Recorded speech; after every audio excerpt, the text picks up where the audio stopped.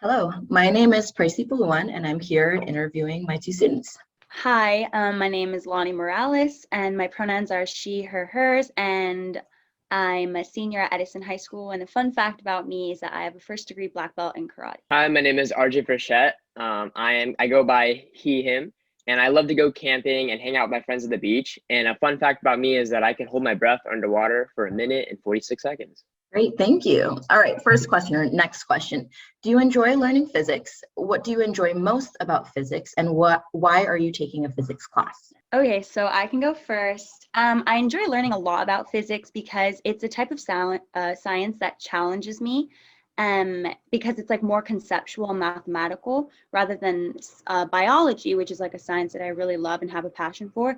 That one I feel is kind of the opposite of physics. So I really enjoy physics again because it pushes me to kind of use another part of my brain to answer the questions that are at hand. I love physics because it really teaches me a lot about the world around me, and it really gets me curious to want to learn more. So I really feel like that the great thing about physics is that with each thing that I learn, it really pulls me in to want to learn more, just because it really broadens my curiosity to learn how something I use every single day works. And whenever I find that out, it really makes me appreciate things a lot more.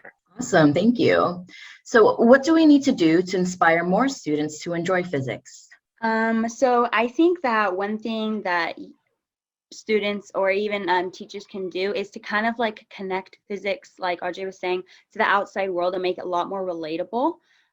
Because I feel like people don't take it because they don't believe that it could help them or benefit them in any way in the future or even in the present. So I think if teachers kind of establish that connection between the right now and the physics or the future and how it could benefit you then, I think a lot more students would feel inspired or motivated to do like physics and then do well in physics. I feel like the activities in class, if we have more like interactive labs, that's what really inspires me in physics, is whenever we have to do the labs or we're like using like real tools with like power supplies and like big things, because it really makes me want to learn more, I guess. So I feel like that to inspire more students, if we have activities in class that are a lot more stimulating, where you have to like grab stuff and do stuff like that, I think it gets students really inspired to want to learn more. Thank you. So what has helped you be a successful physics student, both remotely and in the classroom? Okay, so I'm a senior right now and I'm currently taking physics. And I guess one thing that has really helped me in terms of just like regular physics and being in the classroom and all that, to have patience with myself when learning the concepts. Because like I said, like I kind of exercise a different part of my brain when I'm doing physics. It's more conceptual, more black and white. But then I guess with being remote this year, it's really difficult to do labs and to do certain procedures that we could do in person if there was no COVID. So I guess what has helped me again is trying to establish that connection to the outside world and being like, okay, I don't have these light bulbs with me and I don't have this connection with them, but I have a lamp in my room and I can kind of see that connection there. So I don't really need to be super hands-on. I guess students right now are kind of adapting and kind of have to think their own minds, like, okay, how can I apply this as to what I saw on paper? So I guess, yeah, definitely like remote learning has made physics a little bit more challenging, but that's the same with every single subject. So I think it's just a lot of adaptive learning for all of us. I agree with Lani. I would say that to be a successful physics student is don't let things get you frustrated, especially when you're at home during remote learning. Because a lot of times, yeah, the physics concepts can be really challenging, but I feel that when you get frustrated and you just want to give up and you want to get mad, that's just a sign that you need to keep going and keep trying harder. So I feel that to be a successful physics student is like you need to be able to like know when your breaking point is, and you know like when you need a break and like when you can keep going. And I think also too that keeping up on a lot of like the zeros is like super helpful, because like not having any missing assignments for me has taken out like a lot of stress for me at least. And I feel that like I'm gaining more knowledge by completing all my assignments on time, and I'm not so stressed out with missing assignments. So I would say that just like knowing what your limits are and keeping up on all of your assignments is what makes me a successful physics student. Awesome, thank you. So what's the biggest challenge you faced as a physics student, and were you able to overcome the challenge? So the biggest challenge I have faced was being able to connect the concept that I've just learned and really understand how it works to something in real life. I know, like I said before, like I know I've been saying that there's always a connection, but sometimes for me, it's a little bit difficult to establish that in my mind. So in order to like kind of overcome this, I, again, like I said, like I kind of just like look around at my surroundings and like, okay, how can this concept be used in real life? Or I ask a lot of questions in class. Like I ask you, Dr. P, like all the time, like I still don't get it. Like I don't understand why this works, because I really want to solidify my understanding before I move on to the next one. So asking questions has really helped me overcome this, even if these questions make me seem like I'm not smart enough or I'm not understanding it. Like I don't let that get in the way of my learning. Like I'm not afraid just to ask if I need it. I feel like the biggest challenge for me as a physics student in 2021 is having to work really independently due to remote learning at COVID. But even though communication may be decreased because we don't have that teacher right there, it's not fully gone. So I feel that to overcome these issues, it's really just like even trying harder on communication, whether that be emailing your teacher, setting up a after school meeting, or going through Canvas. And even then, like you can even ask a friend during that from your same class and just say, hey, like, how do you help? Can you help me out? Like, run me through this question with me real quick. So I think that having to work independently isn't a crazy big issue because it really does benefit me for my growth in physics. Right. Which experiment do you remember the most, and what have you learned from it? Okay, so an experiment that I learned, or that's the most memorable for me, was a roller coaster project that I did, I think a couple months ago or like in January.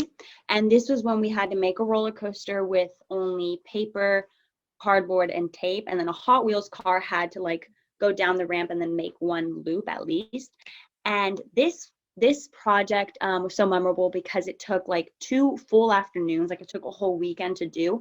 And the reason for this was because the first time that I did it, I just eyeballed everything. Like I just went like, oh, this looks about right. Like I didn't do any measurements. I didn't do any of the things that I was supposed to be doing because I thought I could make it like easier or faster. Obviously it didn't work because physics is very, it's very black and white. Like this is how it works and this is like the parameters which you need to do your things. So I wasted like 4 hours of a Saturday trying to get it to work. At the end, it didn't. And I went to bed. I was like, oh my God, this is so hard. I don't know what to do. The next day, I took a step back. I erased everything that I did before. I kind of threw it away. I redid it. And I actually like measured everything out. I was like by the centimeter. I was super precise. And then it finally worked. So that kind of showed me how precise you have to be and how you have to use your time wisely and be more efficient when you're doing, especially like physics things. But I think with everything, with every single subject, do it right the first time so that you don't waste a lot of time in the future. So that's what I learned. My favorite experiment is the roller coaster project also, just because I loved how like memorable it was because again, with me too, it took me like so long to do. And I did exactly what Lani did. And I just eyeballed it because I assumed it was going to be super easy, but it wasn't. It was actually really hard. And I had like my parents helping me out and everything like that. And it took us a while, but when we finally got it to go through the loop, it was like so rewarding. So I think that like some things that I learned from this experiment is to like keep on pushing because like even though it might be hard right now, once you get to that end of it, it's going to be so rewarding to get through it. And physics concepts that I learned has to obviously be like Newton's laws and how I can apply it to my track. I think that was a big thing too, is how can I make my track better and how can I adjust it to fit what I really need. So I think it's really just problem solving and for sure just keep pushing forward for that success. Great. Okay, we're gonna transition over to the senior student questions and some miscellaneous questions. So what concerns do you have about the first year of college? What do you think will be the hardest? Okay, so I'm concerned about the amount of work and the level of difficulty of the classes that I could be taking in college. So I've been admitted to a few now, and all of them are the same major I'm going to be going in as biology. So I think that's going to be like my main concern is how difficult are these classes going to be, but then also the workload that I'm going to be taking out of these. I want to be sure that I'm not taking more than I can chew. Because I know that it's a time of great change, especially freshman year or the first semester. So I really have to be able to dial it down a little bit and have patience with myself and kind of just like take it step by step. And yeah, the hardest thing will probably be just like that, establishing like a healthy routine or a healthy boundary as to where I draw the line. I'm like, okay, I'm not going to do any more work than this because if I do, then I'm going to overwork myself and I don't want to do that. So I'm going to try to do that when I this September or whenever I start college. But I'm definitely going to try to work on that, establishing those healthy boundaries and the healthy habits for learning. Great, thank you. Okay, back to the miscellaneous questions, and more so physics class related. Are you or any of your classmates afraid of or intimidated by the math that's involved with learning physics? I would say so, yeah, because my friends don't really. I have a couple friends that decided to not do physics this year just because of the different math concepts. And I feel that like whenever we think of things in the future, we think about how it's going to run down and how like, okay, well, if I do physics, I'm going to have to learn this and this and this and this and this. But really, in actuality, when you're in the moment, you don't learn it every single concept at once. You take it one step at a time. And I think that a lot of people don't really realize that, especially when they're thinking about joining physics and thinking about all the different math concepts.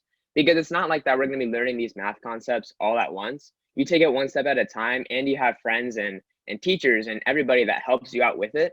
So I feel that like it is pretty intimidating thinking about all the different kinds of math, but really in actuality, you're only thinking about it one step at a time. So I think if we just kind of think about it that way, then it's really not that intimidating. All right. What advice would you give to others studying physics? I would say one thing that I would tell someone who's about to go into physics or is even thinking about it is that you have to make an active effort to understand each concept before you move on to the next one, because physics is very interrelated. So everything that you've learned before, you're going to be using again. So it's really important to solidify your understanding of that one concept before you move on to the next one. That has really helped me because I can always fall back on stuff that I already know. I'm like, okay, this is what I know, and this is what I need to figure out. It kind of just helps guide you. It gives you a direction in order to solve physics problems or just understand concepts in general. I would say, like I said before, keeping up on all your missing assignments. And I would say now is taking really good notes, because just like Lani said, like a lot of times you're going to be going forward and you're going to need to know the concepts from the previous units. So when you take good notes the very first time, it really helps you go back and fall back on things that you already know. And I would say that like for me, I like to use like different colored pens, different colored highlighters, just to really like make them pop, because it really does like help you learn a lot more when you're able to see it all in front of you and visualize it all. So I would say just like take your time, take good notes, because you're going to need them for sure later on in the unit and for the future units too. All right. Last but certainly not least, is there anything else that either of you would like to share with high school physics teachers? Yeah, so I think one thing that everybody I think needs to kind of just like focus on is that it's okay that people struggle with certain concepts. And I know teachers are very understanding of this, but I think students need to come to terms with that. It's okay to struggle with a physics concept, or it's okay to acknowledge that you're not going to capture it right away, because like I said, physics it uses another part of your brain, or some people who are more artsy might not get it immediately. So they just have to have patience with themselves, and then teachers have to have patience with their students so that they can move forward together in learning all of these concepts. One thing that I guess teachers and students could do is kind of just break it down. So like, let's say a teacher sees that students are really struggling as a whole, as a class, maybe just take a step back, like use like one whole day to review the lesson one more time if needed, so that everybody understands it. Or if a student sees that they're struggling, reach out to their teacher and not be afraid to ask questions, because again, you really shouldn't solidify the understanding before moving on to the next one. So I guess just breaking it down, taking it step by step, because it could get overwhelming with all the equations and the symbols and the whatnot. So I would say that especially during this time, during remote learning, a lot of students will like tune out class and maybe just go on their phones and turn off their cameras and everything like that. But I think that in order for students to kind of stop doing this, they kind of have to be interested in what the teacher has to say. And I would say that that starts with really bonding with your students. And something that I really like that my teachers do is before class, we might do like a question of the day, or we'll have like a discussion about something else like that's not related to class. And I think that just like this like quick 5 minutes of just like not class and just like getting to like talk to the teacher and just kind of building that relationship with them, it kind of makes them more of a friend rather than a teacher. And I think that if we want students to learn and want to listen to what the people have to say, I think that you kind of have to bond before being the teacher, I really think. And I say that whenever you guys bond, you guys have like this like nice like, hey, yeah, you're a cool person. I think it kind of makes the students want to listen to what they have to say, which in turn makes them learn during class. So I think by kind of like, I wouldn't say tricking them, but by kind of like getting them on the same route of like, oh, listen, because I have something cool to say. It kind of makes the students want to listen during class also. So I would say really just bonding with your students, and yeah, I guess that's really it. Awesome. Well, thank you both so much for taking time out of your spring breaks for this so early in the morning too. We really appreciate it.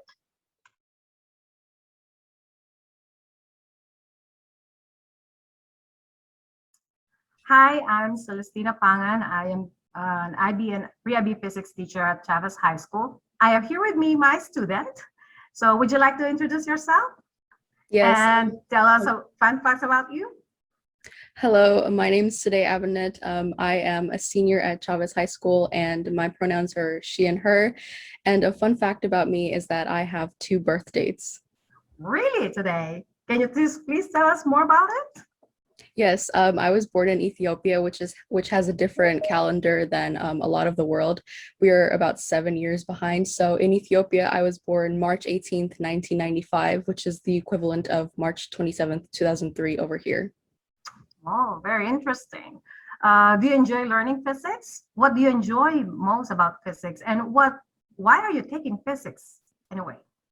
Yes, physics is one of my favorite subjects in school. I love how physics uses mathematics in order to explore and understand the natural world. I love how using physics, you're able to make something out of the natural world. And I think it's a lot of where our achievements and innovations have come from.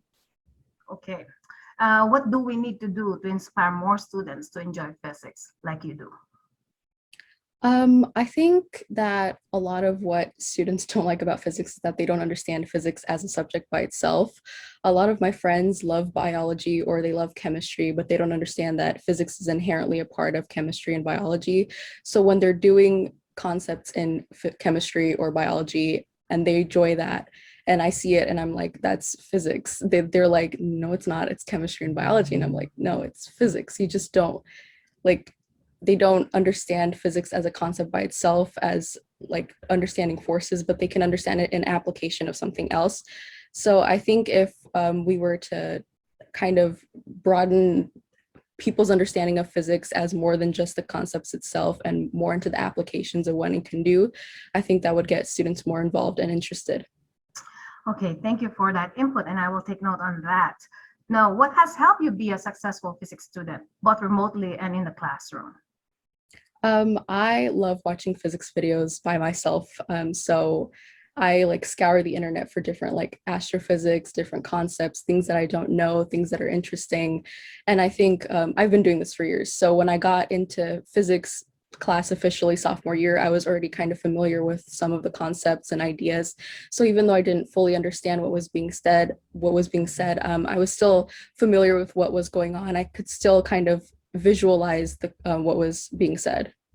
Okay, so what is the biggest challenge you faced as a physics student, and were you able to overcome the challenges? Yes, when I first got into physics, I was obsessed with the idea of being perfect. And I was like, I have to ace all of the tests, I have to get things perfect, but physics isn't like that at all. And I remember one time that we took a test and the highest grade in the class was like a 60 and I got like a 50 something and I was devastated. But over time, when you're in physics, you kind of learn that it's not just about acing the tests or like fully getting every single answer right. You have to understand the concepts deeply and comprehensively. Okay. Is there anything else you would like to share with high school physics teachers? Good work, good job. I think you're doing an amazing job as teachers because physics is a really great subject and I love physics, and learning physics from my teacher has been one of the ways that I've grown more in love with physics. And I think just continue to make students interested, continue to do interesting experiments, things that students love, and kind of like using popular trends of right now would probably help you in getting engagement. Okay.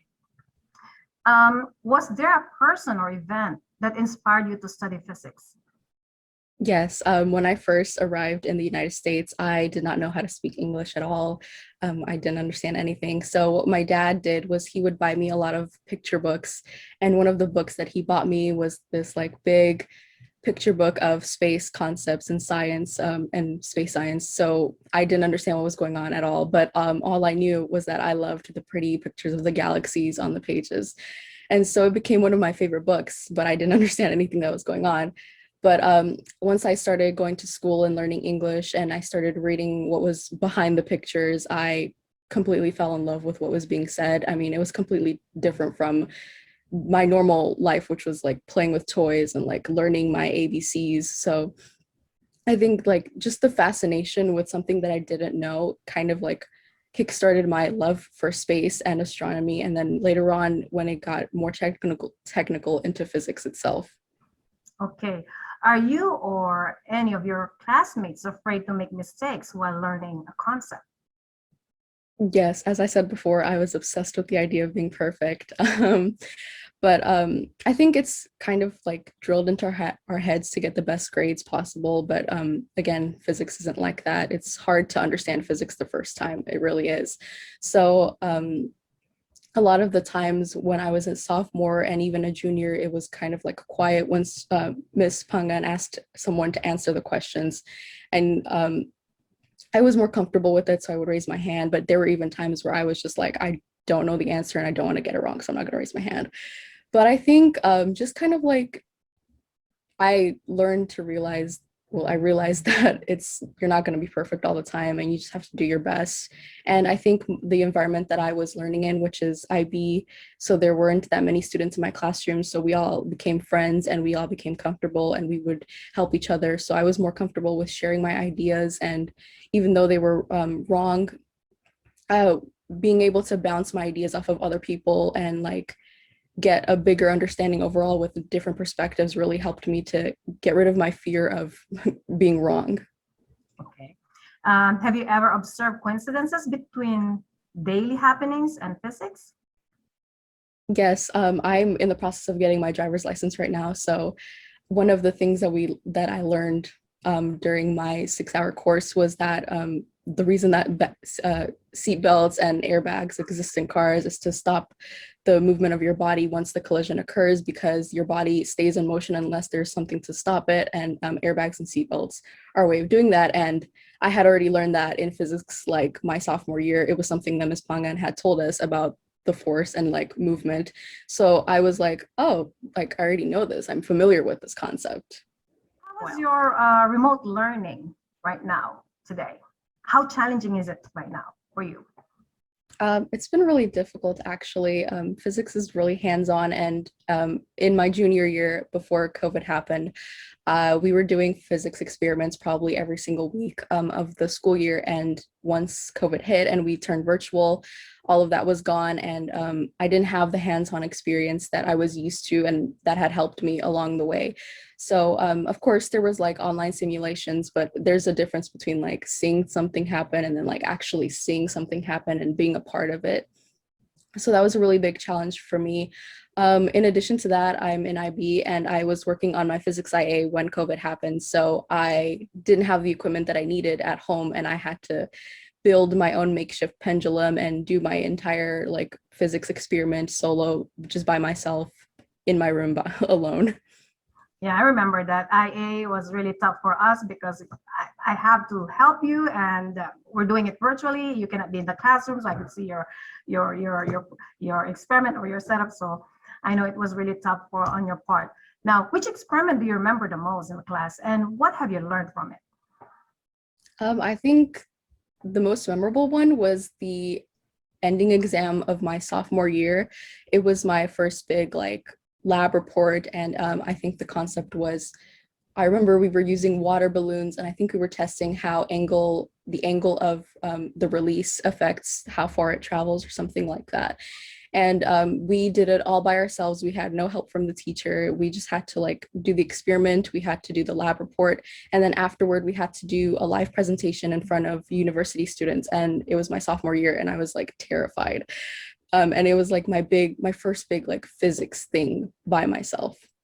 Yeah, well, thank you today for your time. Have a nice day. Thank you.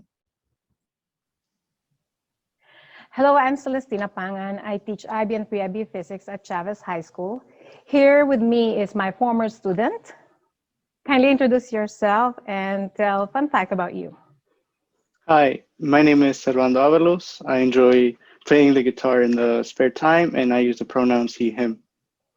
Awesome. Thank you for accepting our invitation, Servando. I will have some questions to ask you that will benefit us physics teachers. Do you enjoy learning physics? What do you enjoy most about physics, and why are you taking a physics class? Yes, I truly enjoy physics, and what I enjoy most about it is the challenge of problem solving that it brings to me. I like how it brings multiple subjects that we're taught in school, like the mathematics and the science, as a way for understanding the world and the way things work. Thank you. What do we need to do to inspire more students to enjoy physics? To inspire more students to enjoy physics, I think that we have to spark their interest for science outside of academics and the classroom. I think that schools need to promote their science programs through extracurricular activities and get students more involved. Okay. What has helped you be a successful physics student, both remotely and in the classroom? I think what has helped me be a successful physics student is sticking to it even when it feels difficult, and practicing. Remotely, making the shift to learning remotely was difficult because of time management and organization that I wasn't used to. But after time went by, I was able to adjust, and simply having a strong focus for physics also helped me become a better physics student. Okay. What is the biggest challenge you faced as a physics student, and were you able to overcome the challenge? The biggest challenge I faced as a physics student was truly understanding what different equations meant. When I had my first physics course, I had trouble putting together the physics concept with the mathematics, but I felt that after taking a step back and looking at everything as a whole, I was able to understand and relate both aspects to one another. Mm-hmm. Is there anything else you would like to share with high school physics teachers? I think that it's really important for teachers to motivate their students. I found this works best for me through hands-on experiments, in person, and now virtually with interactive presentations. I feel that visual aspect really helps many students understand and remember the concepts much better. Mm-hmm. Okay, I have some more questions. Would you like to study science in college? Can you see yourself working in a job that requires you to know physics? I would like to study science in college, because so far I've really enjoyed my physics classes. I can definitely see myself working in a job that requires me to know physics, since I plan to have a career in engineering and this heavily physics dependent field. Mm-hmm. What are your thoughts about diversity in physics? Can anyone be in physics? Can you think of ways of making physics more inclusive? I think that physics has historically been a male-dominated field, and that minorities are not as exposed to physics as other ethnic groups, although anyone can be a physicist. Some ways that I think that we can make physics more inclusive are to create programs to introduce minorities and girls to physics at an early age, and keep working with them as they grow older in order for them to maintain that interest. Which experiment do you remember the most, and what have you learned from it? The experiment I remember most was an egg drop challenge that we did when we were studying kinematics, because my group mates and I took a very practical approach with the limited materials we had. We simply sat an egg inside of a small cardboard box filled with bubble wrap and created a cage-like structure around the edges so that would absorb the shock of the impact of the egg drop. And from this, I was able to learn that some problems in physics have solutions that are much simpler than we may initially think. So did the egg survive? Yes. Okay. Was there a person or event that inspired you to study physics? I think the people that inspired me to study physics the most were my physics teachers, such as you, and they really sparked my interest because I wasn't necessarily introduced to this subject until I was introduced to the courses. Well, think about that. Are you or any of your classmates afraid of or intimidated by the math that's involved with learning physics? I think that some of my classmates are intimidated by the math that's involved with learning physics because, like me, I think that they struggle making that connection of a concept between how something works and how it relates to the mathematics. Okay. And what advice would you give to others studying physics? I think the best advice I can give other students studying physics is to not be afraid to ask their teachers questions. Sometimes it's very difficult to understand some concepts by yourself, so having someone to clarify those confusions, like a teacher, is incredibly helpful. Okay. Well, thank you, Servando, for your time. Have a nice day. Thank you.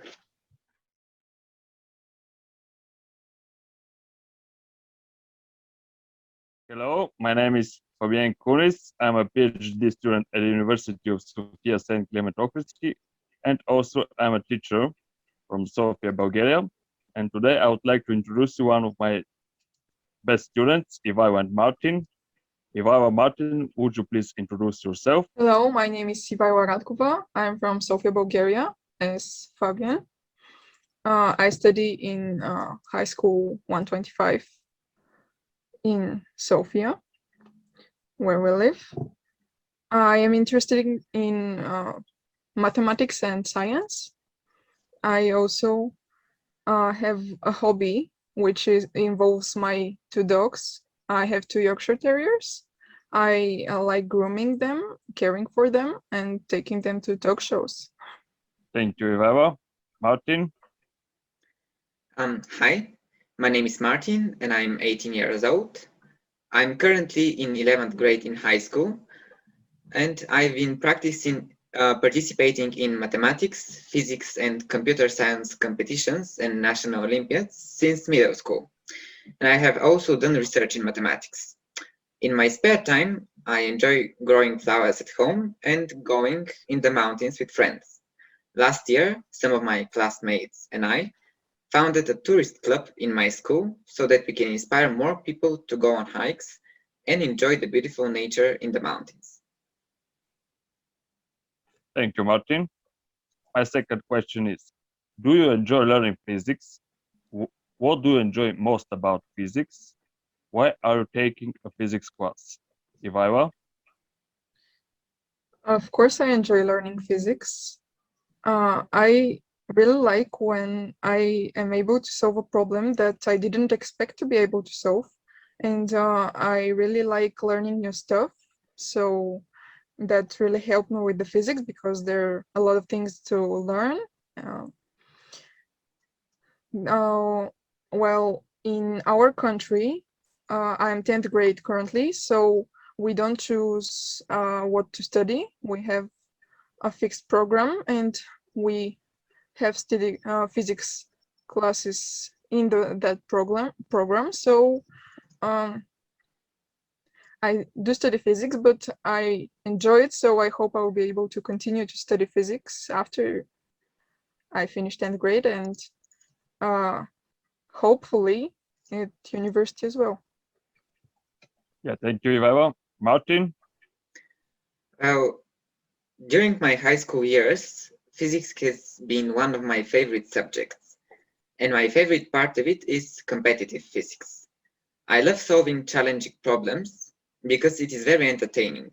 It involves using both your imagination and knowledge. Sometimes a problem can keep me wondering for whole days, but eventually I solve it and I feel very satisfied. Another reason why I love competitive problems is that they allow us to realize how physics laws govern the things that happen in everyday life. I think that competitive problems are perfect for teaching us how to put this theory into practice. They combine many fields of physics into complex real-life situations, and the most impressive thing is that these situations can be explained with just the formulas we study in school. Thank you, Martin. My next question is, what do teachers need to do to inspire more students to enjoy physics? Ivaiva? Well, they just need to show the students how beautiful physics is. And fortunately, my teachers were able to show me the beauty of physics, and I fell for that subject. Also, what I think is really important, children are very competitive, so organizing different competitions is the key to attracting attention to physics. Yes, thank you, Ivaro. Martin? Well, before physics, my first passion was mathematics. One obvious reason for that is the fact that we start studying mathematics before we do physics. But apart from that, I think that mathematics attracted me because there were many competitions throughout the year. On these competitions, I could challenge myself with interesting problems. We also had special mathematics courses in our school where we were taught methods that are not included in the school curriculum, but which were really helpful for the competitions. I think that my love for mathematics developed thanks to all of these factors, and that is why I think the same could be done with physics. Students should have the opportunity to get involved in competitive physics from a younger age, and in general, there should be more physics competitions throughout the year. And then, if schools organize courses for preparations for these competitions, then it will be possible to inspire a wider group of students to engage in physics. Thank you, Martin. My next question is, what has helped you be a successful physics student, both remotely and in the classroom? Ivaiva? Well, one of the things is passion about the subject, but also listening to the teacher, solving extra problems, not only the homework, finding more information. The internet is giving us a lot of opportunities, and we have to take what we can from it. So there are a lot of interesting facts out there that are not included in the study program. So that's also helped me stay interested in physics and develop my knowledge. Yeah, thank you, Ivaiva. Martin? I think that one of the major factors was my interest in the subject. I have always liked physics, and so I was always eager to study the new lessons. I have never considered skipping a class or not doing my homework because I viewed studying physics not only as a school obligation, but rather as an activity that gives me satisfaction. Another factor is perhaps the fact that dealing with formulas wasn't something new for me. Mathematics helped me develop this skill, and so this side of physics was not an obstacle for me. And of course, the good teachers I have always had were key in both sparking and developing my passion for physics. Without somebody to guide me in the vast material in physics, it would have been much more difficult. As for the remote studying of physics, I think that it is not a serious problem, mainly because of the nature of the subject. As physics is an exact science, the logic behind many of the concepts is mostly embedded in formulas. That makes the meaning clear and prevents it from being interpreted in more than one way. Also, unlike humanities, physics isn't really dependent on face-to-face interaction and discussion. Because of these factors, I think that teaching physics remotely is easier compared to other subjects. Thank you, Martin. My next question is, what is the biggest challenge you faced as a physics student? Were you able to overcome the challenge? Ivaiva? The biggest challenge I faced as a physics student was perhaps when the remote learning started. That's when the teachers didn't quite know how to teach remotely. So they just threw raw theory at us, and we weren't able to capture it, let's say so. So it was quite hard for me. I had to ask a lot of questions, search on the internet if I can find a way to explain to myself what has happened, because physics isn't easy. You have to put a lot of effort into learning it, to understand it, and to be able to use it when solving problems. And Yeah, thank you, Ivana. Martin? When I need certain information about physics, I generally depend on the internet. Also, as I'm not in a specialized English school, we study physics in Bulgarian language. That is why information in Bulgarian is most useful for me. However, there aren't sufficient physics resources available on the internet in my language, so I have to do my research in English. Unfortunately, the terminology is language specific and often the symbols for variables are different. This is why many times it takes me more time and effort to find the information I need and convert it to Bulgarian. Another perhaps more interesting challenge that I faced was the use of approximations. There are some specifics in that approach that were new to me and I had to get used to them. When using approximations, you have to understand the situation really deeply so that you know what is reasonable and what isn't. Yeah. Thank you, Martin. My next question is, would you like to study science in college? Can you see yourself working in a job that requires you to know physics? Ivana? I would really like to study science in college and pursue a career in science because that's something I like. And I think that you should like what you do and your job because you're going to work at least 8 hours a day, at least 5 days a week. In Bulgaria, at least it's like that.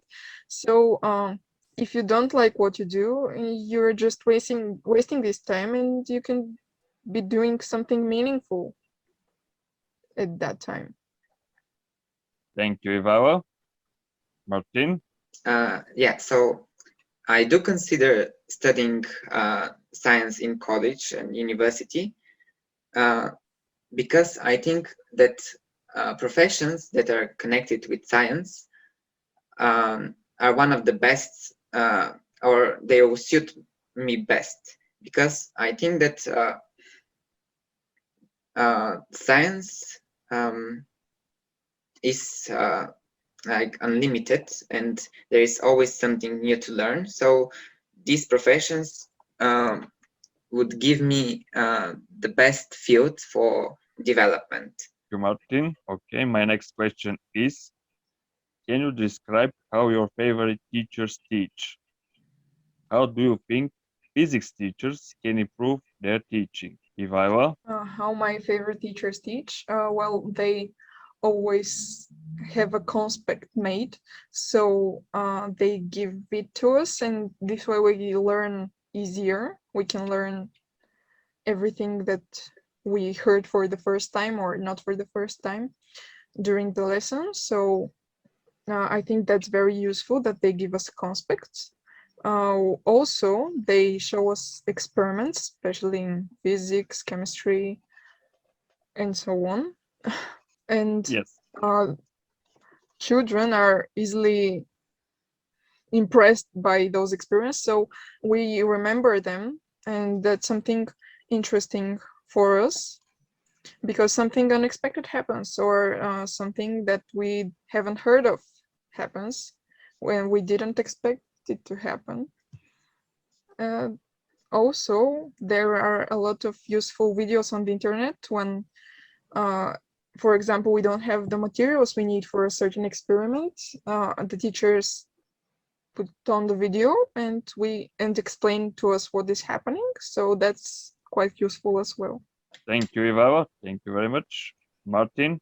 In physics, a lot of times the logic behind the many concepts is clear or fairly reasonable. So teachers, my teachers would always give good examples because there's a saying that one example is worth a million words. So I think that is what teachers should focus on giving good examples, and this includes giving problems for children for the pupils to solve. I've always been a huge fan of problems, so yeah, this is one very important part for me. Thank you, Martin. My next question is, how familiar are you with opportunities for scholarships or grants and with the possible expenses of funds for college? Ivaila? I'd say I'm not very familiar, but I really need to know those things because I have college coming soon in 2 years' time. So I would really like to know more about that. And I would have to find the resources to find that information. Thank you, Ivaila. Thank you. Martin? Well, since I have to apply for colleges this year, I've done some research, but it's mainly in financial aid, as I think, as you know, that we as international students cannot get a loan for college. Yeah, but still, I would like to do more research or and get more information. Thank you, Martin. Thank you. My next question is, are you or any of your classmates afraid of or intimidated by the math that is involved with learning physics? Ivaila? Well, about me, I have been doing maths for more than 5 years.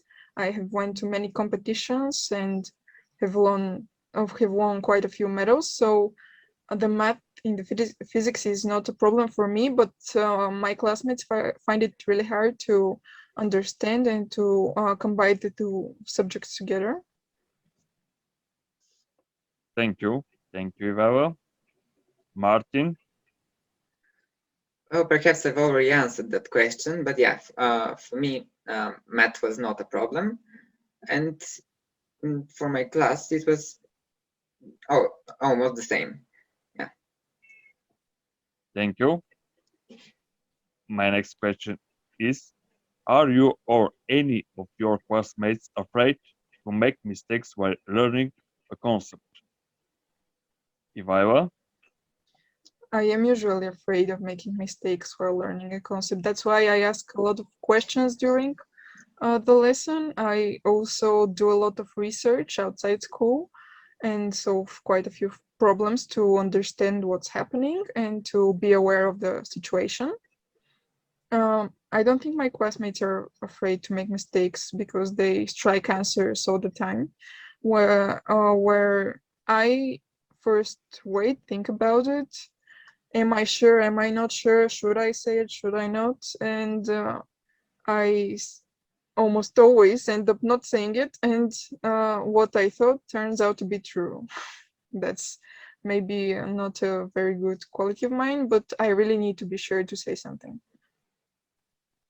Thank you, Ivaila. Martin? I can't say that I'm afraid of making mistakes. I actually, in some context, I enjoy when there is a mistake because many times I understood the concept or the problem that I was doing better after making a mistake, because in the process of searching for where that mistake is, you revise everything you've done, and when you finally see the mistake, you might actually understand really why the things work as they do. Yes, thank you, Martin. My next question is, have you ever observed coincidences between daily happenings and physics? Ivaila? Of course, I have. Physics is everywhere. It's fascinating. For example, as a kid, I've always wondered why, when I just released the ball, it didn't jump as high as I threw it. Or in other cases, when I pounded the ball, it jumped higher than I threw it from. So that was really fascinating for me to learn the physics behind what's happening, and it's really fascinating. Thank you, Ivara. Martin? I wouldn't say coincidence. Perhaps it happened more the other way around. With the more physics I learned, the more I understood why things in nature or in everyday life work as they do. And for many things that I actually hadn't asked myself why they work like that, because I never thought I would be able to answer for myself. After studying the needed physics, I was able to come to the explanation. Thank you, Martin. And my last question is there anything else you would like to share with high school physics teachers? Ivara? Well, I'd like to say make physics fun, make it approachable, show its true beauty to the students, and they will appreciate that. Thank you very much, Ivara. Martin? Well, I would like to add to what Eva said. Apart from that, physics teachers should not be afraid to challenge their students, because many times challenge is what makes somebody passionate about a subject. Great, thank you very much.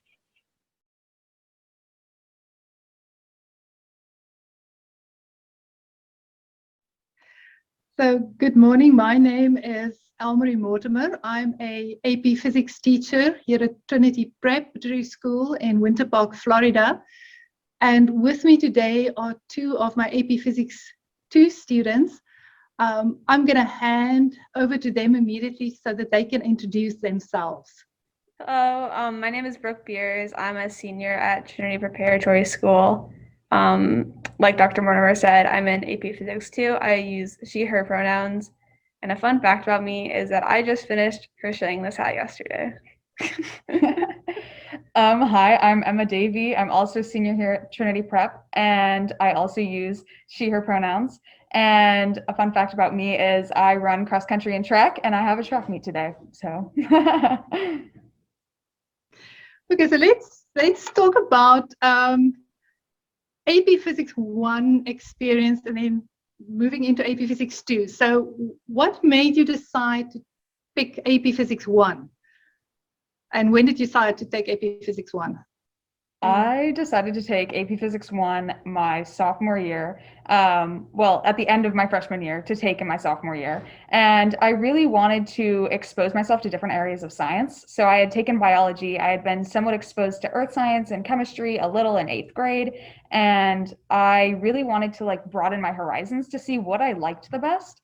And when I heard I could just take AP Physics instead of honors physics, I went for it because I love a challenge. And it was hard, but it was a challenge I really enjoyed. Mm-hmm.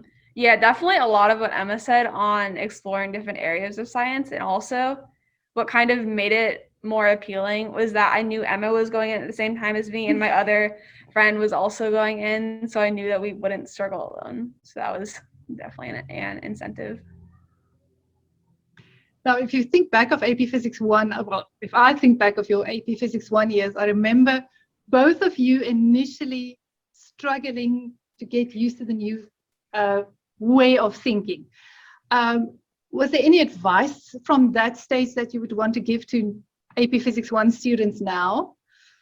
The biggest thing is just not to panic if you don't understand the material. For me, it didn't click for me until a few months in, around like our first exam, like the first semester exam. And then after I just like was staring at physics equations and just studying for so long, there's just a moment where like you kind of start to understand it. And then from that point on, it just starts to get easier. I would say be patient with yourself, like pretty much the same. I had never been in a class where I didn't understand all of the concepts like immediately. Like normally it was pretty smooth sailing, but physics was hard for me. It was the first incredibly difficult class I'd ever taken. And as a sophomore, it was scary. And so like Brooke said, like don't panic and trust yourself that like eventually you're going to get the hang of it. But it'll take a while and you have to like cut yourself that slack. And also like don't be expecting to like do amazing. Like it's a hard subject. Yeah. Just don't like set too high goals for yourself. Like it was so funny. Yeah, the second day of class, Dr. Mortimer was like, "This class is gonna bite you. Like it's gonna hurt your GPA." And I was like, "I don't believe you. I'm gonna do amazing in this class." And it was hard. So yeah. Anyway. Yeah. So Emma, this question goes specifically to you. So it was hard, and you felt that it did bite you in the end. Yet you came back for AP Physics 2. Why? Because I saw it as a challenge I could handle. Like I wanted to prove that I could do it, and not only like just be thrown headfirst into some insane challenge I didn't know was coming, but choose to like keep going. And because I knew there was more to learn, and I genuinely like learning how things work. So even though physics is really hard, I like knowing the different formulas about how like things fall and how like light is reflected. And I really wanted to just like keep going. I thought it was just interesting. So yeah. And Brooke, what was your inspiration for coming back? Yeah, for me, I was kind of debating which courses I was going to sign up for over summer. I was talking to my friend, Jess is actually going into engineering at Princeton right now. And she took AP Physics 2 and was kind of convincing me to take it. And then I just kind of thought about what I really enjoyed, because if I wasn't going to take that, I was going to take like an AP Bio, but I just kind of realized that I didn't enjoy that as much. I mean, I was going to be an AP Physics too. So, I mean, there's that. Definitely.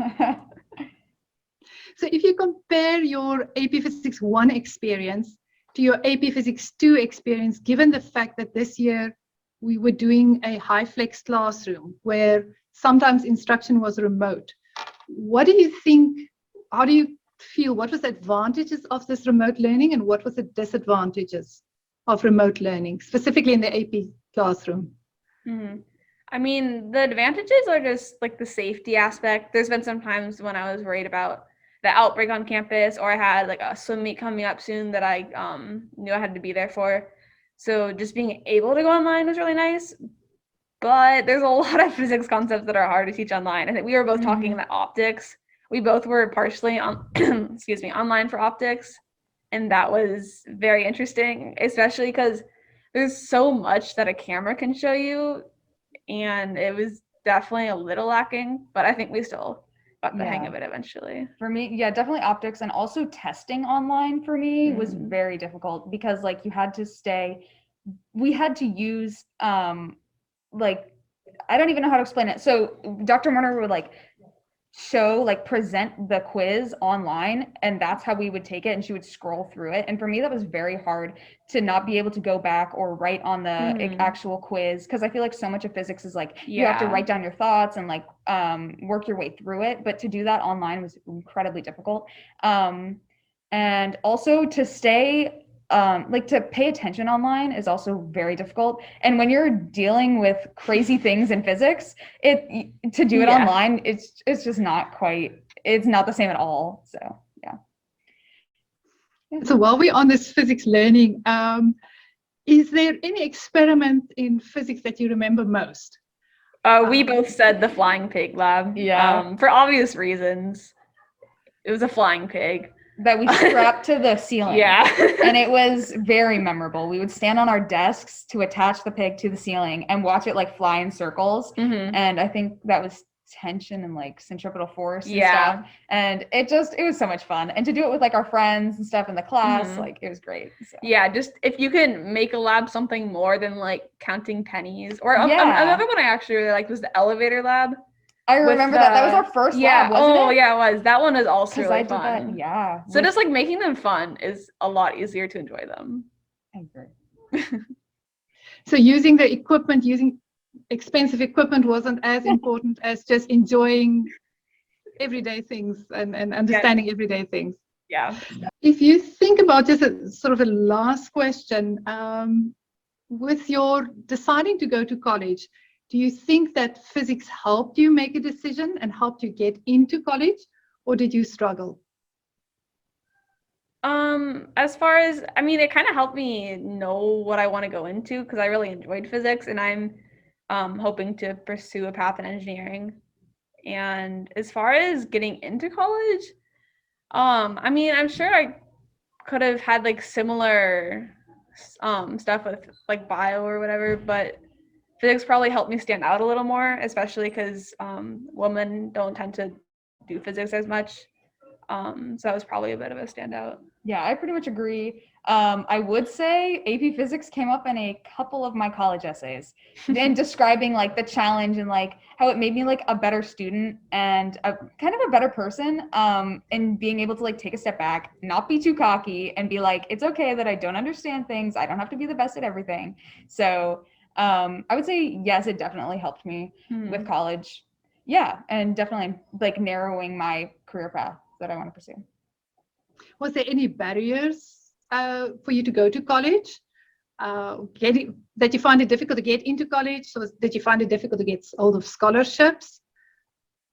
Well, Trinity's done a great job of preparing us for applying to college, so it was less where I would get in. The money is still a bit, like I know both of us are kind of debating.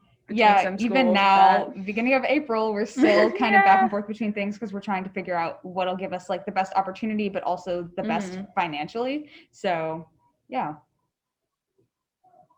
And then just in conclusion, is there anything that you want to share with physics teachers out there? How can they best inspire more students to take physics? I think a big thing is understanding that there's a lot of students that just aren't interested in physics, and like just moving on from those people and then kind of like showing all the opportunities and what you can do with physics to like the people who are actually going to take it. Because I mean, there's some brilliant people that just are more like into medicine or biology, and yeah, you might have to take some physics courses, but it's not their jam, if you know what I mean. I get that, but at the same time, I would say like I think a lot of people don't quite understand how like it all fits together. Like in life, like there's so much physics, and you just like don't even think about it until you like start like learning it and then like applying it to like what you're doing. And like I don't know, I just love learning how things work. So maybe just appealing from that side, like you're gonna learn how like the reason behind so many things, like engines and tires and torque and things you never even thought of that are like behind the scenes of everyday life. And I think that's so interesting. But I also agree that like people have their own thing, but physics is anyway. Like maybe an introductory course, 'cause I know 8th grade science, at least at our school, they do a little bit of physics, but making it a little more entertaining would probably help get more people into it. Okay, thank you so much. And thank you to our audience for listening. I'm going to start here. I'm Eric Mazur.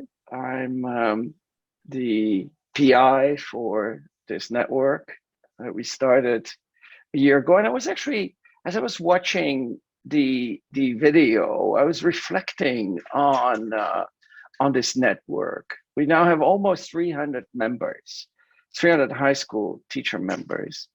And it would not have been what it is right now if it weren't for the pandemic. This is sort of a silver lining here, because it was the original proposal was to have 20 high school teachers come to a workshop in Cambridge, Massachusetts for a week in the summer. And look at what we have now.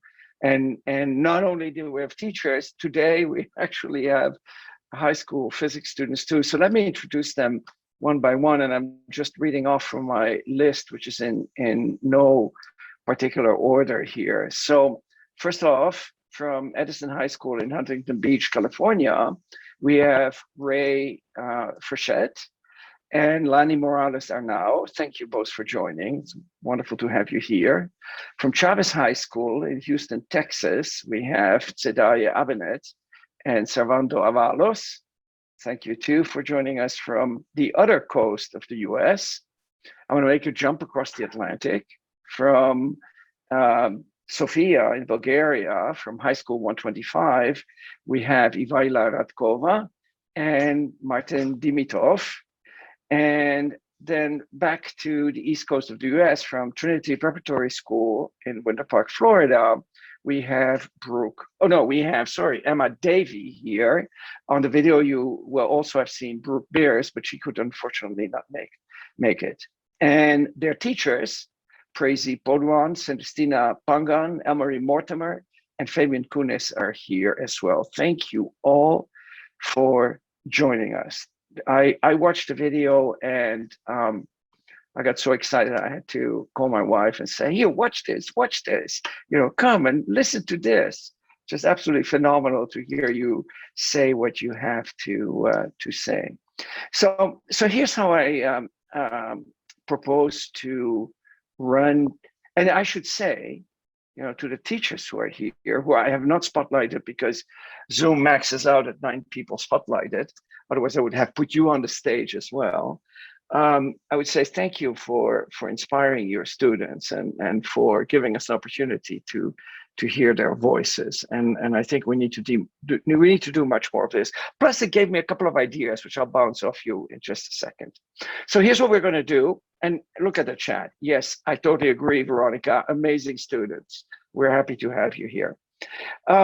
So if you have a question from watching the video, raise your hand. I'll be the moderator here. I have a long list of questions. I can fill the entire hour with my questions, but I want the audience to participate too. So get your questions in line by clicking the reaction buttons at the bottom. And at the bottom of the reaction button, at this thing that pops up there is a raise hand button. So if you have a question, raise your hand and I'll give you the microphone. But I'm going to kick off here. From my long list of questions, let's start with one that after watching you and talking to you was sort of a burning question for me. And it may sound like kind of a weird question. So weird answer is okay. When I go to a party and I tell people that I'm a physicist, and this happens more often than not, I always get these reactions, oh, physics, I had such a bad experience with physics in college or in high school or whatever. It's almost like a showstopper. How's it for you? I saw your love of science, your love of physics. How do your friends who look at it differently react, and why is that? Who would like to kick off here? Ray. I would say I get called a know-it-all a lot, and everyone kind of thinks that I'm just trying to tell everybody a lot of things, but I really think they're just kind of jealous of my knowledge, I'd say. But I would say that whenever I tell people about how into I am about science and physics, they always call me a know-it-all or a brainiac or something. So it's not that bad of an insult, but it's just kind of funny how I always get the same reaction. Who else has something to chime in here? Ivaila and Lani, I saw you both get a big smile on your face. So what's your reaction? I can go first. So I guess when I tell people I'm taking physics, they think I'm crazy, first of all, because there's other sciences that are offered at our school, and marine biology and physiology that could be, I guess, easier in a way. So then when I tell them I'm taking physics, they're like, why are you taking one of the hardest science classes that you can? So then I just explain to them, I'm actually kind of interested in it and I want to learn more. I don't want to just stay with what I'm comfortable with. So sometimes that first reaction of them is why is she doing that? And then once they understand, then they're like, oh, okay, that makes sense. So actually that was my follow-up question, and really the question I want to get to. How can we use that, to turn things around, right? To actually change people's opinion. Why they shouldn't be afraid. After all, when we're little, every one of us, your teachers, you, me, everybody on the globe, really. I mean, you don't stop asking why, because in a sense, we are wired to want to understand how the world around us works. It's sort of an innate need that we all have, and not only how the world works from a physics point of view, how the world works, period. So somehow in our education or in our life, we start asking why, and then that innate curiosity, sort of gets, I don't know, disappears or gets beaten out of us. I don't know what it is. So how can we reignite it? The point I'm trying to make here is, in a sense, everybody's born a physicist, wanting to understand things. So do you know of a way of how we could turn things around? And of course, the earlier we do that, the better, right? I mean, we don't want to wait till people are in college or whatever. So what is it that we could do to change that apprehension that people have and connect it back to the innate curiosity that we all have? Emma, and then Tsedaye. I think to reignite that curiosity, the reason I liked physics and eventually wanted to keep taking it, it scared me a lot at first, because the first day, Dr. Mortimer, my teacher, told us all it was the GPA buster and that we were all gonna do really badly. And I think that scares a lot of people, because people know it's hard and it might hurt your GPA. And so I think that turns off that curiosity. But if we take less or put less emphasis on how well you do on tests or graded assignments, and we just focus on you're learning how the world works, I think that'll help a lot. Actually, that's a really important point you make. I think sort of by the way, for those who are not from the US, GPA stands for grade point average. So it's the grades you get for a course and the average you have across the different courses you take. So that makes the grading almost like a punishment, right? I mean, and I've been thinking more and more over the past year that we really need to change our assessment, and the extrinsic motivation from a grade is perhaps not the best one. Thank you for sort of reinforcing that. Tsedaye, you had your hand up too. Yes, for me, I would take a different approach. I would say go where the students are at. Media is really important in our day and age, and I know that if physics was more, I guess, showcased on the internet or through popular social media apps, I think a lot of people would like it, because, for example, one day I was scrolling on TikTok and a physics video showed up where it was static electricity, and it was like a trash can floating because of static electricity. And everyone in the comments was like, I didn't even know physics was like this. I had no idea. And they were all really interested in it. And it was just kind of people don't know the extent that physics reaches.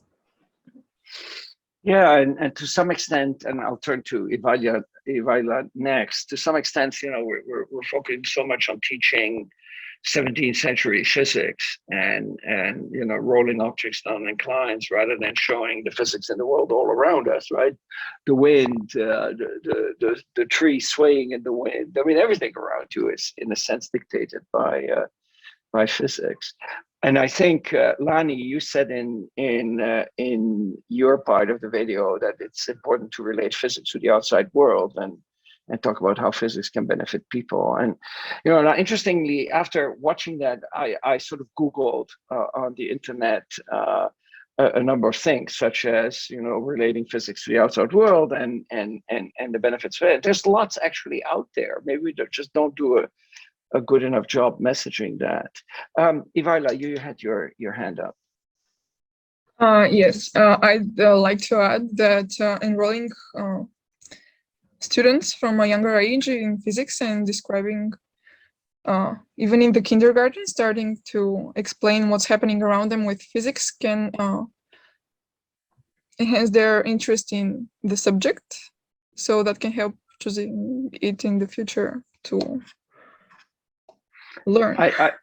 In fact, there was one of the people who were watching the video left a comment specifically to that extent, and I responded to that comment saying we should probably start cultivating a love of science in elementary school. I mean, there's no reason that you can't. I mean, and you don't need a science-trained teacher for that. You could develop curricular activities that just pique people's interest, people's curiosity.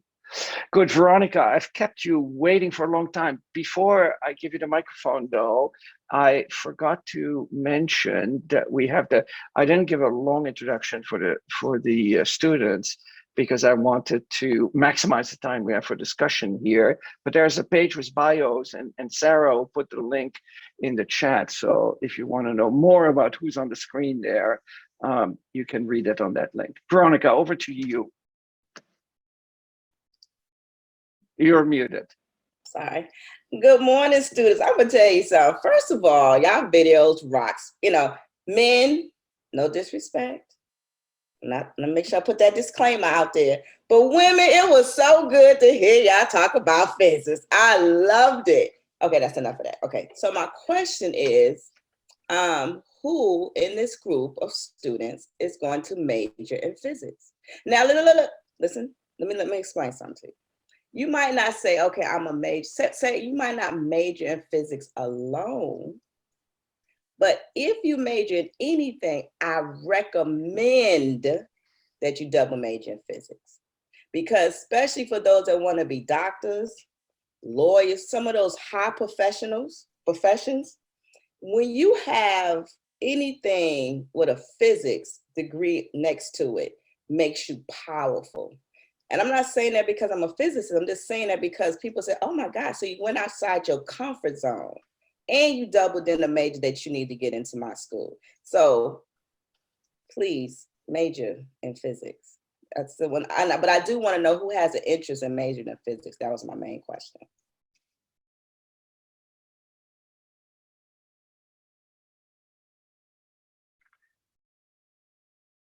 Great. So, any follow-up questions to, you're muted, Veronica. I'm sorry, no one said they was going to major in physics. I'm confused. Yes, no, Tsedaye raised her hand. Who? Oh, okay, thank you. Okay, I got two. They're I coming got the up. females. Come on, I need to have two. Perhaps combined with mathematics. Oh my God, you're gonna be so powerful. Oh Lord Jesus, that's beautiful. Hello, other two females. Yes, my hands up. Oh, sorry. I'm planning to go into astrophysics. I love you. Good job, ladies. Good job. I should tell you very briefly, maybe my story. I had sort of a childhood dream of becoming an astronomer, and living in Europe where you don't get a liberal arts education in college, I enrolled at the university. You sort of declare your major before you start your studies, and in my case, it was astronomy. It was a secondary in physics, and it was so badly taught that I dropped out, which I regret now because astronomy is just so fantastic right now. I switched from astronomy to physics, only to discover that that was also not very well taught. But then I started to do research, and that is so different from just learning things from book, right? Because you're doing something yourself. You're not learning about physics by watching others doing physics or by reading about other accomplishment in physics. No, you're advancing the field and the knowledge yourself. So one advice I have for all of you, whether or not you go into physics, is try to get engaged in actual research as early as you can. Read, whether you're in biology or chemistry or physics or any other fields, you'll get much more motivated for what you're doing. And actually, John is putting something that I had written down in my notes too. I think that is really important. Thank you for mentioning that in the chat. John Weisenfeld, he says physics is not a subject. Physics is a way of thinking. That's quantum physics. I couldn't agree more with it. I really think it's a way of thinking. I mean, let me read off some names that I was collecting this morning. Angela Merkel, Prime Minister of Germany. Elon Musk, CEO of Tesla and SpaceX. Ursula Burns, CEO of Xerox. Gordon Moore, founder of Intel. Jimmy Carter, US President. Brian May, the rock guitarist, from the band Queen. Several of the CEOs of Apple, Gil Amelio and Marlon Scully, you know what they all have in common? They were all physicists. They're all physicists. So I think the type of skills you actually learn are sort of laying the foundations for, you know, being able to have an amazing, but many people don't know that they were physicists, you know, lay the foundation for a very broad range of phenomenally exciting careers. And I think that comes back to what John said in the chat. It's just not the subject, it's really the way of thinking, the way of using that gray matter in your skull. So we have several other people who raised their hands, and I'm speaking too much here. Greg is first in line, and maybe you want to briefly introduce yourself for for the audience, Greg. Sure. Hi, I'm Greg Morrison. I'm an assistant professor in the Department of Physics at the University of Houston, I've worked many times with Miss Pavan, which is excuse me, Miss is her last name Pavan? Celestina? Celestina Pangan, yes. Pangan, I'm sorry. Pangan, I'm sorry. I call her by her first name. Sorry about that. I very much enjoyed your talks. I thought that they were great. There were a lot of new insight that I got about how students interact with physics. Many of you mentioned that one thing that is helpful for you is to get in touch with your teachers. And during the pandemic, I've had a very hard time getting students that are struggling to actually reach out to me to talk to me during office hours or during class, ask questions during class. I was wondering, is there anything, any insight that you have about strategies that might be effective for me to convince you to talk to me about problems that you're having or questions that you have? Great. I would say that a big issue with students being afraid to talk to their teachers is because a lot of times we think of our teachers as like this stranger. It's like an adult that only teaches us stuff. So I feel that in order for your students to really talk to you and ask questions, you need to build like that form of trust between the two. And so I feel that my teachers in general, whenever like before class, we always have like a quick 10-minute discussion that's like not related to physics and just kind of talk about our days or like what we're interested in, like what topics, like topic of the day and things like that. And I really think that it kind of like pushes away the teacher aspect and you're more of a friend that way. And so it makes you less nervous to go talk to a friend rather than going to talk to a teacher.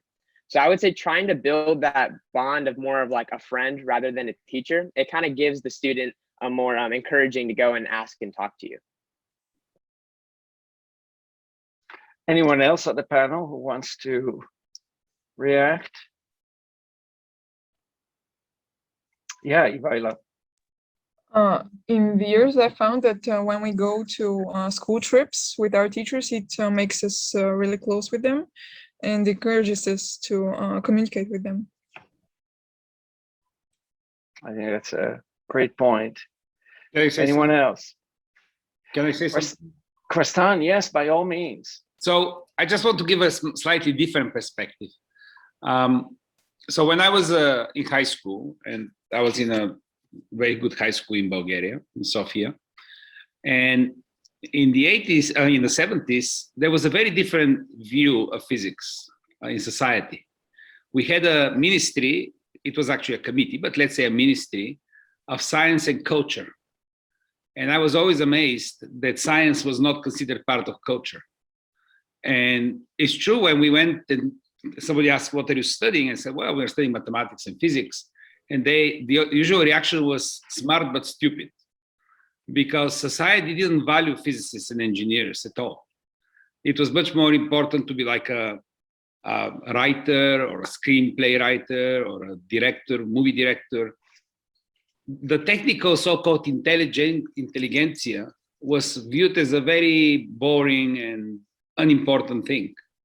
So I would like to say I was so surprised and so happily surprised when I came to the United States 31 years ago to see how valued people from the engineering and generally from the STEM subjects are.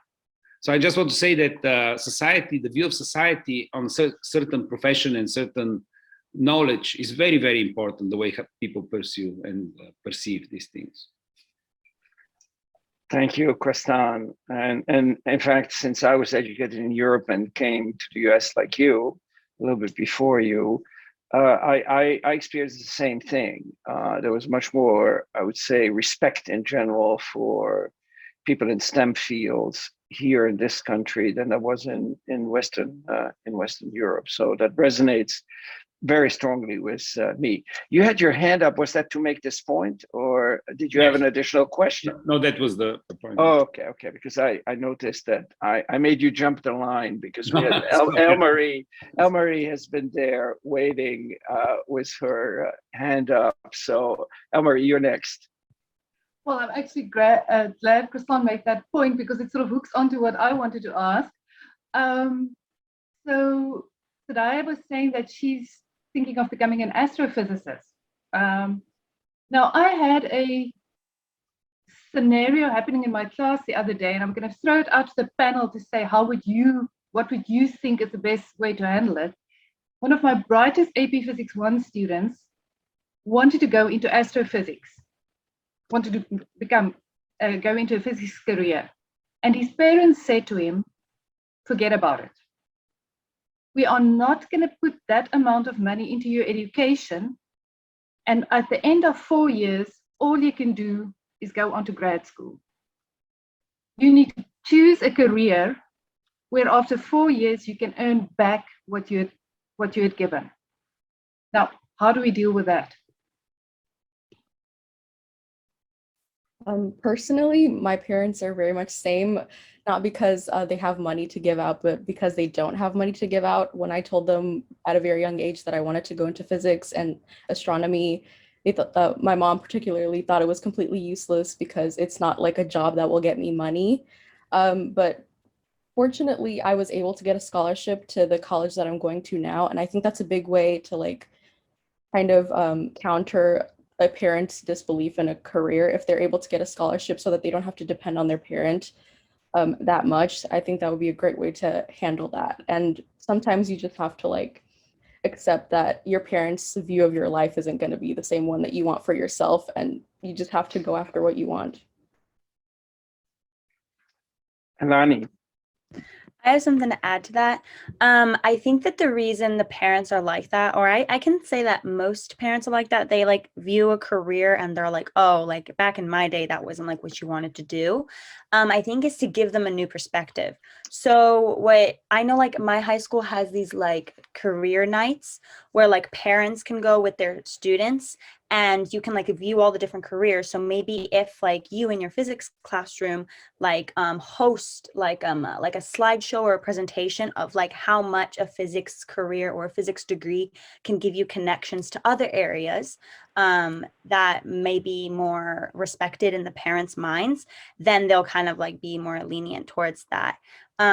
This morning I was talking to my dad, and then it wasn't for physics, but it was for marine biology. My sister wanted to become a marine biologist or like pursue that. And then my dad was saying like, I'm not sure if she should do it because it doesn't seem like it's super popular, you know, like you can't do much with marine biology. But I was telling him, you might be going down that way, but it'll give you opportunities and to different areas. You know, there's different avenues each you can take, and you never really know what an education could give you, because the bottom line, education is a powerful thing. It gives you many opportunities, whether it's in physics or another area. So I think just like kind of educating the parents that this is one path, but it could lead to multiple paths, and you shouldn't kind of restrict your student into choosing like what you want them to do. So kind of just like helping the parents understand like a different perspective. I think that's what teachers can do. How for the others who have not spoken yet, how have your parents reacted to your plans and your interest in STEM? Go ahead, Sarando. My parents actually react the same way, but I would say that communication is the most important thing. So talking to them about how much you love the subject and the topic and how you want that to become your future career is really important. So I think that having those meaningful conversations about what your plans are and just getting their support is the most important thing. I agree. Anyone else? Emma? I would actually say my parents were really supportive. So as I was like I was really interested in STEM, and I knew that's what I wanted to do since 8th grade. Except I'm not going to be majoring in physics; it'll be chemistry. But I love it, and they know I love it, and they're just letting me go for it. And they're not really thinking about like a career I'll have because I'm still figuring it out. I just know like that's something I really like to learn more about. And it's funny, in physics right now, we're actually covering like chemistry type like physics, and it's making me really happy, like the combination. Anyway, but yeah, so no, they've actually been great and like so understanding. So just a different situation. Yeah, I also think to give my perspective on Elmarie's question is that I think it's a misconception to think that if you major in physics, you have to become a practicing physicist. In fact, the whole list of the people that I just read off from the notes I took this morning shows that you can go in many different directions. If you look at the physics majors that graduate from the Harvard Physics Department, which tends to graduate one of the largest number of physics majors in the US, only about half of them go on to graduate school and continue to a career in research. The others go into startups, venture capital, all kinds of different careers. So it's not nearly as narrow. In fact, it's incredibly broad because the type of skills you learn are so incredibly versatile, and you can apply them in many different fields. Thank you for that question, Elmarie. I'm going to turn next to Matthew Reicher. Please introduce yourself for the audience, as they may not all know you. Go ahead, Matthew.